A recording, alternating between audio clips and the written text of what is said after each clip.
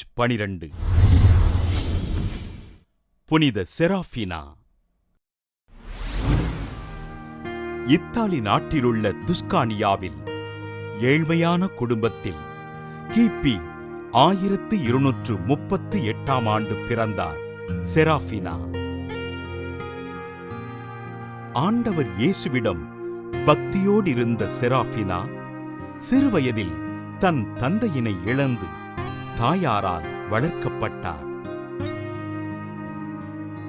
அழகு நிறைந்தவராக காணப்பட்ட செராஃபினா தன் இளம் வயதில் உடல் நலிவுற்று படுத்த படுக்கையானார்.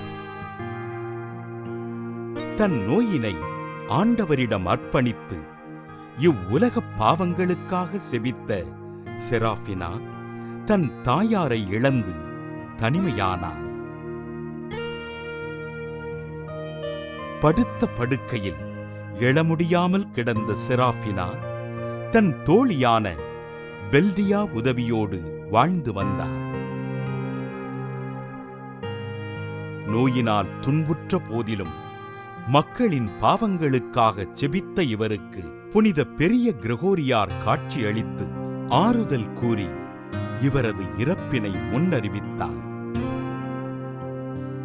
சிறுவயது முதல் நோயினால் துன்புற்று வாழ்ந்த செராஃபினா கிபி 1253 மார்ச் 12 தன் 15வது வயதில் விண்ணக வாழ்வு பெற்றார். தன் வாழ்நாள் முழுவதும் படுக்கையில் இருந்தபடியே இவ்வுலக மக்களுக்காக ஆண்டவரிடம் செபித்த செராஃபினாவை திருச்சபை புனிதராக உயர்த்தியது.